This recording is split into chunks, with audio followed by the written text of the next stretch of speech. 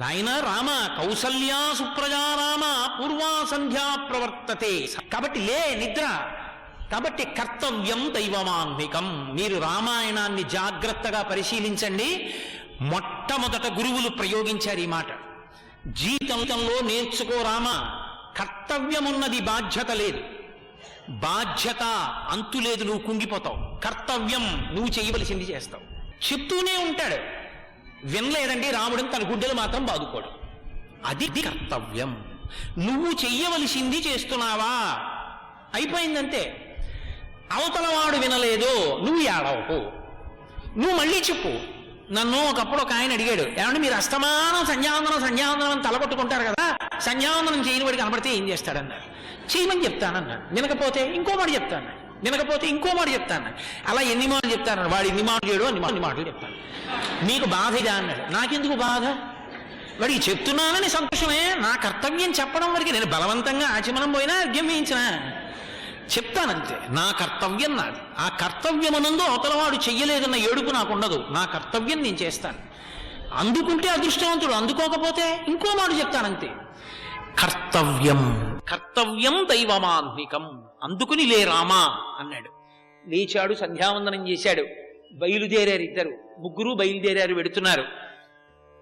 అసలు స్థల పురాణం చెప్తాడు, అద్భుతం. వెళ్ళిపోతూ వెళ్ళిపోతూ రాముడు అకస్మాత్తుగా ఆగాడు. పిల్లవాడు కదండి, ఆగి చూస్తున్నాడు. విశ్వామిత్రుడు చూశాడు. ఏం రామా, ఏం చూస్తున్నావు? గురువుగారు అక్కడ బుడబుడ శబ్దం వస్తోంది, నీటిలోంచి ఏదో బద్దలైనట్టుంది, ఏమిటండి అన్నాడు. ఆయన అన్నాడు విశ్వామిత్రుడు, అది గురువు అంటే. అక్కడ చెక్కాడు రాముడిని. నిజంగా ఆ సందర్భం వస్తే చాలు చెక్కాడంతే. రామ పూర్వం చతుర్ముఖ బ్రహ్మగారు ఒకానొకప్పుడు హిమవత్ పర్వత ప్రాంతంలో తన మనసా ఒక సరోవరాన్ని సృష్టించాడు. దానికి మానసము అని పేరు. ఆ మానసము నుండి పుట్టింది ఒక నది, దానికే సరయు అని పేరు. ఇది అయోధ్య పట్టణాన్ని ఆనుకుని ప్రవహిస్తోంది. ఈ సరయు గంగా కలుస్తున్నాయి. రెండు పరమపావనమైనటువంటి నదులు ఒకదాంతో ఒకటి కలుసుకుంటే అది పరమ పవిత్రం. ఎందుకో తెలుసా? నది జీవితానికి ఒక గొప్పతనం ఉంది. దానికి ఎవ్వరూ మార్గం చెప్పరు. అయినా అదే వెతుక్కుంటూ సముద్రం దగ్గరికి వెళ్ళిపోతుంది. వెళ్ళిపోయేటప్పుడు ఒక మహాత్ముడు వస్తాడు, స్నానం చేస్తాడు, సంతోషించి ఆగిపోదు. ఒక దుర్మార్గుడు వస్తాడు, మూత్ర విసర్జన చేస్తాడు, బెంగ పెట్టుకోదు. ముళ్ళకంపలు వీపు చీరుతాయి, ఎక్కడ సొక్కిపోయానని కుందిపోదు. ప్రయాణించడమే ప్రధానంగా పెట్టుకుని ప్రయాణించి చిట్ట చివరికి సముద్రంలో కలిసిపోతుంది. కలిసిపోయి తన నామరూపాలు విడిచిపెట్టి సంతోషంగా అలా నిలబడిపోతుంది తప్ప తనకి సన్మానం జరిగినా తనకి అవమానం జరిగినా పొంగిపోదు, కుంగిపోదు. సముద్రాన్ని చేరడం దాని లక్షణం. అటువంటి నదిలా ప్రవహించడమే జీవితానికి లక్ష్యమై ఉండాలి. అటువంటి రెండు నదులు కలుసుకున్నాయి, సరయు గంగ.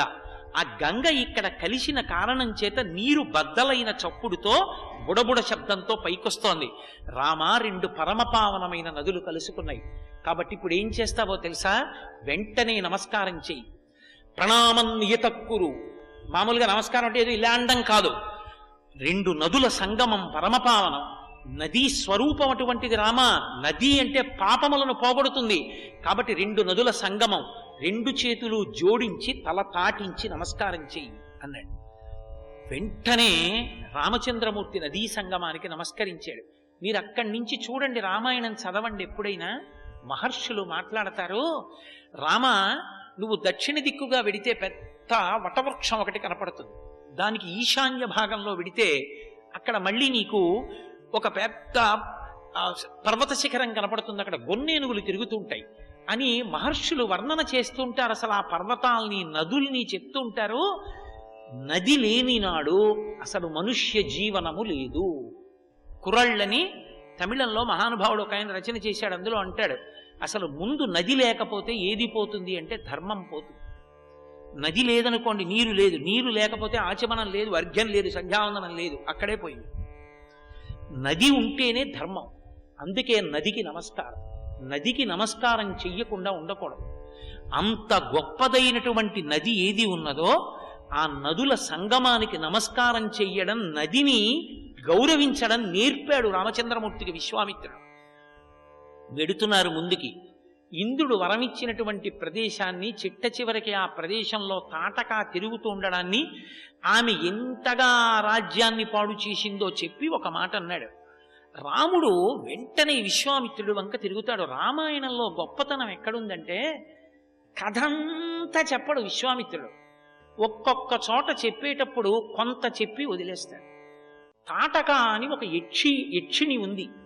ఆమె ఇలా చేసింది రామా, ఈ దేశాల్ని, చక్కటి సమృద్ధి కలిగిన దేశాలు పాడు చేసేసింది అన్నాడు. రాముడు వెంటనే అంటాడు, యక్షులకు అంత బలం ఉండదుగా గురువుగారు, బలం లేని యక్షుడికి అంత బలం ఎక్కడి నుంచి వచ్చింది, ఎలా పాడు చేసింది ఈ రాజ్యాన్ని అంటాడు. శిష్యుడు సావధానంగా వింటున్నాడా లేదా, చెప్పిన విషయాన్ని పట్టుకుంటున్నాడా లేదా పరీక్షిస్తూ ఉంటాడు. వెంటనే ఒకానొకప్పుడు ఆ తాటక యొక్క తండ్రి బ్రహ్మ గురించి తపస్సు చేస్తే బ్రహ్మగారు వరం ఇచ్చాడు, 1000 ఏనుగుల బలంతో కూతురు పుడుతుందని. కొడుకునివ్వలేదు రామా, కొడుకునిస్తే ఇంకెంత పాడు చేస్తాడో అని కూతురునిచ్చాడు. ఆమెయే తాటక. ఆ తాటక ఒకానొకప్పుడు మహానుభావుడైనటువంటి అగస్త్య మహర్షి ఇలా వెళ్ళిపోతున్నారు. ఆయన పొట్టిగా ఉంటారు, శరీరం ఎలా ఉంటేనే ఆయన మహితాత్ముడు. అటువంటి వాడని చూడకుండా ఆయన్ని తిందామని మీదపడింది. మీద పడితే అగస్త్య పరమ క్రుద్ధో తాటకామపి శక్తవాన్. అగస్త్యుడు వెంటనే ఆ తాటకకి శాపం ఇచ్చాడు. వికృతమైనటువంటి ముఖాన్ని పొందు, భయంకరమైన రూపంతో తిరుగుతూ ఇక్కడ నువ్వు ఈ ప్రదేశంలో నర జంతు భక్షణ చేస్తూ ఉండు అన్నాడు. ఆమె కుమారుడైనటువంటి మారీచుణ్ణి కూడా ఆయనే శపించాడు, రాక్షసుడివి కమ్మని. అగస్త్య మహర్షి యొక్క వాక్ ప్రభావానికి ఇలా అయిపోయింది. ఈ లోకంలో అసలు గొప్పవాళ్ళెవరో అర్థమవుతోంది రాముడికి. అన్నీ విడిచిపెట్టి పరమేశ్వరుడి గురించి తపస్సు చేసిన మహాపురుషులకు వేరు సాధనములు అక్కర్లేదు, వాళ్ళ మాట చాలు. వాళ్ళు ఎంత నిర్భయులై ఉంటారో, తమ మాట చేత ఎలా శాసిస్తారో తెలుసుకుంటున్నాడు. ఆ తాటకని సంహారం చెయ్యాలి రామా, కాబట్టి ఇప్పుడు ఆ తాటక వస్తుంది, బాణం వెయ్యాలన్నాడు. ఒక్క నిమిషం ఆలోచించాడు రామచంద్రమూర్తి. కృష్ణావతారంలోనూ బోణి పూతనతోటే, రామావతారంలోనూ తాటకతోటే, ఈ ఆడదాన్ని చంపడంతో ప్రారంభమేమిట్రా అన్నట్టు ముఖం పెట్టాడేమో. వెంటనే అంటాడు విశ్వామిత్రుడు, అది గురువు అంటే. ఆయన అన్నాడు, నృశంసమనృశంసం వా ప్రజారక్షణ కారణాత్ రాజ్యభార నియుక్తానాం యశధర్మ సనాతన. ఏమనుకుంటున్నావో రామా, పట్టాభిషేకం చేసుకుని అంతఃపురంలో కూర్చుని ప్రజలు కట్టినటువంటి పన్నులతోటి మంచి మంచి మధురాన్నాలు తిని నృత్యాలు చూస్తూ చక్కగా సంతోషంగా అంతఃపురంలో పడుకోవడం అనుకుంటున్నావేమో. కాదు, రాజ్యాధికారమును చేపట్టి రాజుగా కూర్చున్నవాడు నృశంసమనృశంసం వా పాతకం వా సదోషం వా కర్తవ్యం రక్షతా సదా. అది చెయ్యకూడని పని అవ్వచ్చు, చెయ్యవలసిన పని అవ్వచ్చు. ఆ పని చేస్తే పాతకం చుట్టుకోవచ్చు, ఆ పని చేయకపోతే ఏమీ మనకి దోషం అంటుకోకపోవచ్చు. అయినా కూడా ప్రజారక్షణ కారణాత్, ప్రజలని రక్షించడం కోసం ఎవడు రాజుగా ఉన్నాడో ఏషధర్మ సనాతన కర్తవ్యం రక్షతా సదా. మళ్ళీ చెప్తాడు, అది కర్తవ్యం, నువ్వు చెయ్యాలి. చేయకపోతే నీ గుండెలో బాదుకోను, నీ కర్మ, నువ్వు సరి అయిన వాడివి కావని గుర్తు. కాబట్టి కర్తవ్యం రక్షతా సదా రాజ్యభార నియుక్తానాం యశధర్మ సనాతన. రాజ్యభారమును పొందుతున్నటువంటి రాజు యొక్క లక్షణమంతే. కాబట్టి నువ్వు చంపవలసిందే, ఆడదం చూస్తామే కాబట్టి చంపవలసిందే అన్నాడు. రాముడు అన్నాడు వెంటనే, అది గురువు యొక్క హృదయాన్ని అందిపుచ్చుకోవడం అంటే. గురువు గారు చంపేస్తా తాటకని, ఎందుకు చంపేస్తానో తెలుసా? గోబ్రాహ్మణ హితార్థాయ దేశస్యాస్య సుఖాయ చ తవ చైనా ప్రమేయస్య కర్తవ్యమని శంకయా. రాముడు కూడా మళ్ళీ కర్తవ్యం అంటాడు. ఎందుకు చంపుతానో తెలుసా గురువుగారు? గోవుల యొక్క, బ్రాహ్మణుల యొక్క హితం కొరకు చంపేస్తాను. అది బాలరాముడు చెప్పిన మాట గురువుకి. మనం ఇప్పటికీ చెప్తాం, గోబ్రాహ్మణేభ్య శుభమస్తు నిత్యం లోకా సమస్తా సుఖినో భవంతు. గోవు లేని నాడు అసలు ధర్మము లేదు. ఆ గోవు పంచగవ్యములే సమస్త ధర్మములకు ఆధారము. కాబట్టి ఆ గోవుని ఆధారం చేసుకుని వేదమంత్రంతో దేవతలను ప్రీతి పొందించి లోకములకు కావలసిన కోర్కెలను అనుగ్రహింపజేయగలిగిన దక్షత వల్ల బ్రాహ్మణుడు. వీళ్ళిద్దరూ బాగుంటే లోకం బాగుంటుంది. ఆ గోవుల్ని ఆ బ్రాహ్మణుల్ని చంపేస్తోంది తాటక. కాబట్టి గోబ్రాహ్మణ హితార్థాయ దేశస్యాస్య సుఖాయ చ తవ చైనా ప్రమేయస్య. ఇది మాట అంటే.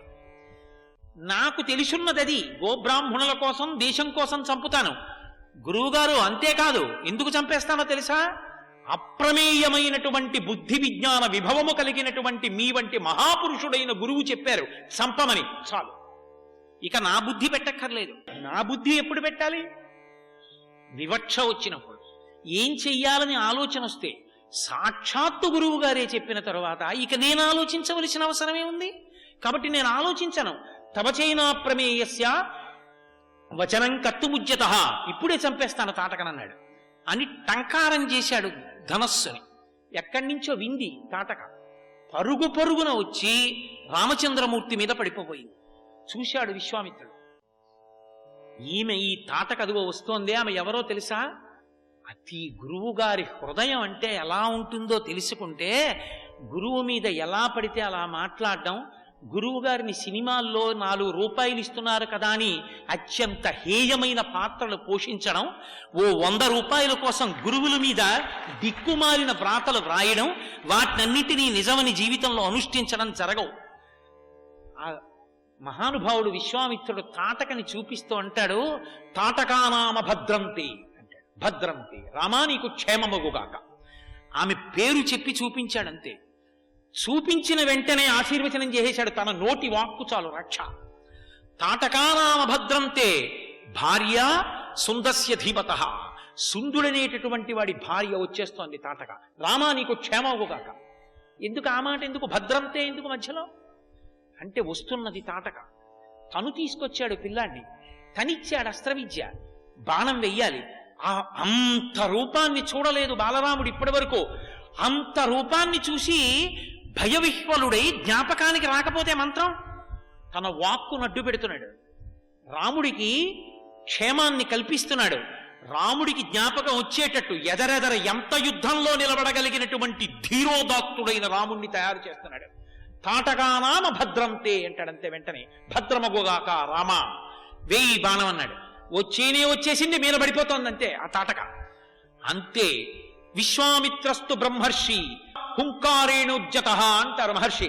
ఆ బ్రహ్మర్షి అయినటువంటి విశ్వామిత్రుడు ఒక్కసారి హుం అన్నాడంతే. ఆయన కోపంతో చేసినటువంటి హుంకారానికి ఇంత మీద పడిపోతున్న తాటక నిలబడిపోయింది ఒక్కసారి. అది రాముడైతే బాణం వెయ్యాలి, విశ్వామిత్రుడైతే హుంకారం చాలు. అది గురువు యొక్క గొప్పతనం ఏమిటో చూస్తున్నాడు రాముడు. అటువంటి గురువు, మా గురువు గారిని స్మరించి నా పక్కన ఉన్నారని నమస్కారం చేస్తే నాకు కలగని ప్రయోజనం ఏముంటుంది? గురువు మీద ఎంత గౌరవం కలుగుతోందో, గురువు అంటే ఏమిటో అర్థం అవుతోంది రాముడికి. వెంటనే అంటాడు, స్వస్తి రాఘవయోరస్తు, రామ నీకు స్వస్తి, నీకు మంగళమగుగాక. ఈ మాటలు చెప్పి విజయో జనయభ్యత, నీకు సర్వకాలములయందు విజయం కలుగుగాక. చైవాభ్యభాషత, ఈ మాటలు చెప్పేటప్పటికీ పొంగిపోయాటంతే. మహానుభావుడు రామచంద్రమూర్తి ఆ వస్తున్నటువంటి తాటక మీద బాణప్రయోగం చేసి వెంటనే కిందపడి శరీరం విడిచిపెట్టేటట్టు చేశాడు. తాటక మరణించింది. ఎంత గొప్పవాడు కానివ్వండి, నిజ జీవితంలో వాడి గొప్పతనం అంతా నాశనం అయిపోయేది. ఆఖరికి తనని ఇంత గొప్పగా తయారు చేసినటువంటి గురువుగారు కూడా కళ్ళ ముందు కనపడకుండా పోయేది. గురువుని కూడా అధిక్షేపించేది ఎప్పుడంటే, 10 మంది వచ్చి పొగిడితే చాలు. 10 మంది పొగిడారనుకోండి, అబ్బా ఎంత గొప్ప పని చేశావయా అన్నారనుకోండి, అవును నా అంత వాణ్ణి నేను అనుకుంటాడు. సాక్షాత్తు దేవేంద్రుడు దేవతలందరితో కలిసి కిందకి దిగొచ్చాడు. కిందకి దిగొచ్చి తాటకా సంహారం చేసి లోకాల్ని రక్షించావయ్యా అని దేవతలతో కలిసి బాలరాముణ్ణి పొగిడాడు. నిజంగా రాముడు ఎవరి అనుగ్రహం వల్ల తానింత గొప్పవాడయ్యాడో మరిచిపోతే ఆ ఒక్క సందర్భం చాలు. కానీ తన మూలాన్ని తాను గుర్తుంచుకున్నాడు. ఇది శిష్యునిగా రాముడి గొప్పతనం. వెడుతున్నారు ముందుకి, సిద్ధాశ్రమం కనపడింది. ఆ సిద్ధాశ్రమం యొక్క వైభవం ఏమిటో చెప్పాడు. చెబుతూ ఇక్కడేనయా వామనమూర్తి తపస్సు చేశారు, ఇది నీకు నాకు కూడా సమానమే అన్నాడు. అది విచిత్రం. వామనమూర్తి ఎవరు? ఆయనదే పూర్వావతారం. కాబట్టి ఒకప్పుడు నువ్వు చేశావు, ఇప్పుడు నేను చేస్తున్నా, కాబట్టి ఇది మన ఇద్దరికీ చెందుతుందన్నాడు గంభీరంగా. పైకి అనడు. అంటే గురువుగారు నేను వామనమూర్తిని ఏమిటండి అంటాడు రాముడు. ఇంత గురువుగారి గొప్పతనం ఏమైపోతుంది? చిన్నబుచ్చుకోవాలి. అందుకని బయటపడడం.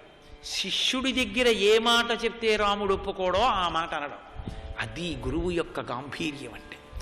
కాబట్టి రామా, ఇక్కడే నేను లోకం యొక్క ప్రయోజనానికి యాగం చేస్తున్నాను. మారీచ సుబాహులు విఘ్నం కల్పిస్తున్నారు. నువ్వు ఈ యాగాన్ని రక్షించాలి. ఒక శిష్యుడంటే అది. వెంటనే అడిగాడు రాముడు, ఎన్ని రోజులుంటుంది, రాత్రింబవళ్ళు జరుగుతుందా, నేనేం చెయ్యాలని అడిగాడు. 6 రోజులు జరుగుతుంది. రాత్రింబవళ్ళు యజ్ఞవాటి చుట్టూ నువ్వు తిరుగుతుండాలి. ఈ యజ్ఞవాటం చుట్టూ తిరుగుతూ నువ్వు కాపలా కాయాలి.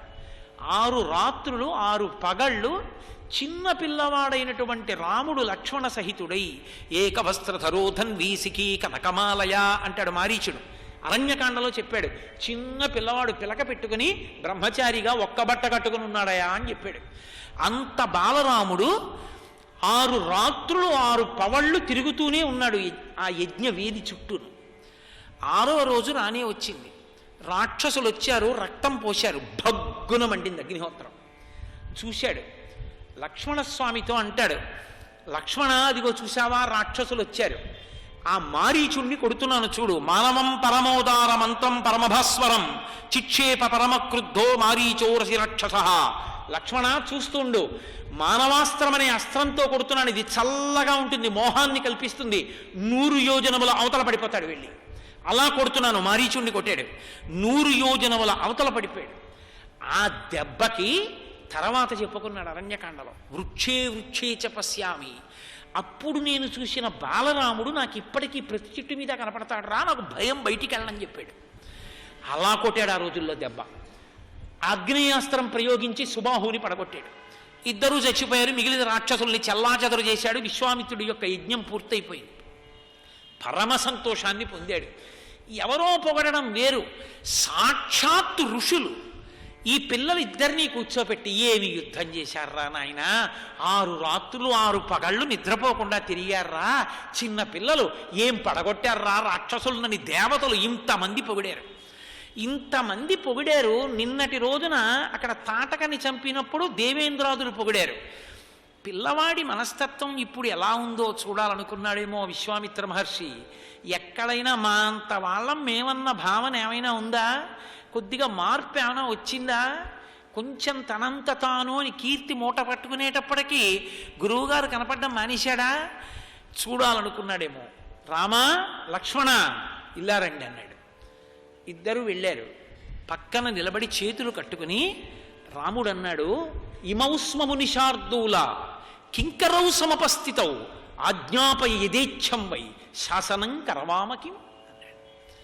సాధారణంగా ఇలా రండి అని పిలిస్తే వెళ్ళిపోయి, గురువుగారు రాత్రి బాగా కొట్టేశాం కదండి, భలే కొట్టేశామండి, ఇంక ఇంటికి వెళ్ళిపోవడమైనా గురువుగారు, మా నాన్నగారికి ఈ కబురు పంపిస్తారా అండి, ఆయన సంతోషపడిపోతారు, ఉత్సవాలు చేస్తారండి అనో ఏదో బాల్య చాపల్యంతో మాట్లాడాలి. గురువు దగ్గర ఎలా మాట్లాడాలో రాముడికి తెలుసు. ఆయన అన్నాడు చేతులు కట్టుకుని, తనింత వాణ్ణైపోయానని పొంగిపోలేదు, తనింత వాడైతే అవడానికి కారణమైన వాడు తన ముందున్నాడని తెలుసుకున్నాడు. ఇమౌస్మ మునిషార్దూలా, ఓ మునిషార్దూలా, మీ ముందు నించున్న వాళ్ళు ఎవరో తెలుసా, కింకరౌ సముపస్థితౌ, మీ కింకరులు 2 నించునున్నారు. రాజకుమారులు అనలేదు. మేము కింకరులన్నీ ముందున్నాం. ఆజ్ఞాపయ యథేచ్ఛం వై, నీ ఇష్టం వచ్చినట్టు ఆజ్ఞాపించు. మేమింత వాళ్ళం అయ్యాం కదా, ఇప్పుడు ఇంత కీర్తి మూట కట్టుకున్నాం కదా అని ఈ పని చేయి ఆ పని చేయి అని చెప్పడానికి వెనకాడతారేమో. అలా వెనకాడిన నాడు మాకు అభ్యున్నతి లేదు.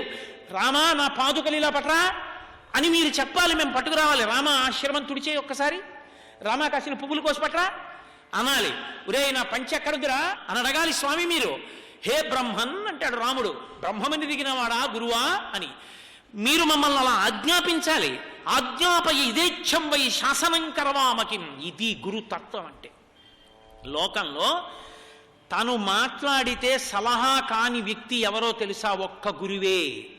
గురువు నోటి వెంట ఏ మాట వచ్చినా అది శాసనమే తప్ప గురువుగారి నోటి వెంట వచ్చినది సలహా కాదు. గురువుగారి నోట వెంట వచ్చిన దాన్ని యథాతథంగా అమలు చేసిన వాడెవరున్నాడో వాడు అభ్యున్నతి పదంలో దూసుకుపోతాడంతే. అందుకే గురు తత్వాన్ని ఆవిష్కరించాడు. శాసనం కరవామకిం, మిమ్మల్ని మాకు ఏం చెయ్యాలో చెప్పండి అని అడగట్లేదు, ఏం చేస్తే బాగుంటుందని అడగట్లేదు. మేమేం చెయ్యాలో శాసించండి అంతే. మీరు చెప్పింది మేము చేయడమే. అంతేగాని గురువుగారు అలా కన్నా అని అనం, మీరు అన్నారు చేసేయడం అంతే. శాసనం కరవామకి మిది శిష్యుడంటే, అది గురువు అంటే. పొంగిపోయాడంతే.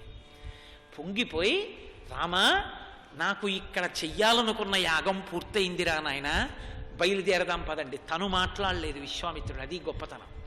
ఎక్కడ తను మాట్లాడాలో అక్కడే తను మాట్లాడతాడు, ఎక్కడ తను మాట్లాడకూడదో అక్కడ తను మాట్లాడటం. విశ్వామిత్రుడి హృదయాన్ని తెలుసుకున్న ఇతర ఋషులు చెప్పారు రాముడికి. ఎందుకని? తండ్రి గారు విశ్వామిత్రుడితో తనని ఎందుకు పంపించాడో ఆ కార్యం పూర్తయిపోయింది. ఇప్పుడు రామలక్ష్మణులు ఏం చేయాలి? ఇంటికి వెళ్ళిపోవాలి. విశ్వామిత్రుడు ఏం చేయాలి? ఇంటికి తీసుకెళ్ళిపోవాలి. కానీ విశ్వామిత్రుడు ఈ ఒక్క పని మీద తీసుకురాలేదు, చాలా పెద్ద పని మీద తీసుకొచ్చాడు. ఆ పని తన నోటి వెంట చెప్పాడు అనుకోండి, మా నాన్నగారు దేనికి పంపారండి మీతో, ఆ పని అయిపోయాక మా నాన్నగారికి చెప్పకుండా ఎందుకండి అవన్నీ అన్నాడు అనుకోండి, తన గౌరవం ఏమవుతుంది? అందుకని క్షత్రియులకు ఏది ఇష్టమో అది చెప్పించాడు ఋషులతో. అదిగో అక్కడ మిథిలా నగరంలో యజ్ఞం జరుగుతోంది, యజ్ఞం జరుగుతున్న చోటికి ఋషులు వెళ్ళాలి. అక్కడ శివధనస్సుంది, అద్భుతమైన ధనస్సు. రామలక్ష్మణులారా మీరు చూడాలి, కాబట్టి మీరు వస్తారా, మేమందరం పెడుతున్నాం అన్నారు ఋషులు.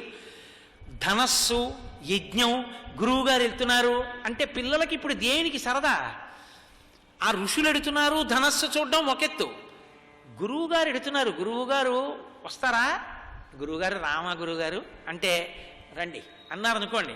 గురువుగారితో వెళ్ళడం, గురువుగారితో నడవడం, గురువుగారు చెప్తున్నవి వినడం, గురువుగారి వలన సంస్కారం నేర్చుకోవడం, గురువుగారి పక్కన కూర్చుంటే ఎన్ని గ్రంథాలయాలు చదివేసినట్టో రాముడికి అర్థమైపోయింది. సర్వం శ్రీ ఉమామహేశ్వర పరబ్రహ్మార్పణమస్తు. స్వస్తి.